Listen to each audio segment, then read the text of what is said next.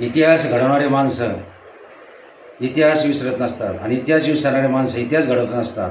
पण या महाराष्ट्रामध्ये, या जगामध्ये ज्यांनी इतिहास घडवला असे समाजसुधारक महात्मा ज्योतिराव फुले यांची जयंती आज श्रमिक कामगार संघटनेतर्फे संपर्क कार्यालय या ठिकाणी साजरी होत आहे. करमाड नगरीमध्ये सन्माननीय तारोसाहेब फिरोजभाई, सन्माननीय अशोकराव तारो, सन्माननीय रंगनाथप्पा उकरडे पाटील, भरत गाडेकर आणि मी जिल्हाध्यक्ष आबासाहेब भोसले पाटील. आज या ठिकाणी आमचं हे पहिलं वर्ष आहे हे संपर्क कार्यालयामध्ये. पुढच्या वर्षी आम्ही भव्य अशा प्रमाणात आम्ही जयंती साजरा करणार आहोत. समाजसुधारक महात्मा ज्योतिराव फुले यांनी या महाराष्ट्रामध्ये जी क्रांती केली ती क्रांती कोणीच केलेली नाही. त्यांचे धर्मपत्नी क्रांतीज्योती सावित्रीबाई फुले यांनी या ठिकाणी मुलींना शिक्षणाच्या द्वारे खुली केली. आज ज्या मुली शिकतात तर त्या ज्या मुली शिकतात आज की त्यांचीच मेहरबानी आहे आणि मुलींना त्यांनी शिक्षण हे खुलं केलं.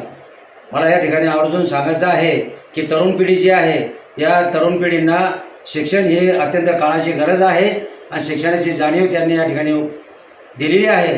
म्हणून मला फक्त मुलींना, तरुण युवकांना प्रेरणा घ्यावी आणि भविष्य आपलं उज्ज्वल घडावं एवढंच मला या ठिकाणी सांगायचं आहे. जय हिंद, जय महाराष्ट्र. आज आपण शिवसेना प्रणित श्रमिक कामगार सेना या कार्यालयामध्ये आपण क्रांतीसूर्य महात्मा फुले महामानव यांची आज जयंती साजरी करत आहोत.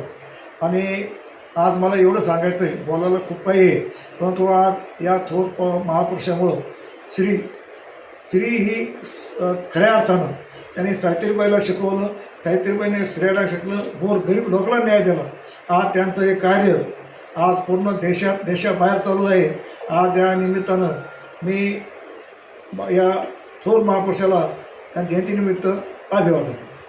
आजच्या तरुणींना तुम्ही काय संदेश द्याल? आजच्या तरुणी माझा एकच, जे बाबासाहेबांनी आपल्या बाबासाहेब असतील, महात्मा फुले जयंतीमध्ये एवढं सांगतो की आज मुलींनी शिकवावं, मुलांनी शिकावं. आज IAS IPS डॉक्टर मोठ्या हुद्द्यावर जावं. आज स्वाभिमानानं जगण्याचा अधिकार ज्या समाज सुधारकांनी दिला तो आज सर्व तरुण मुला मुलींनी घ्यावा एवढं सांगतो.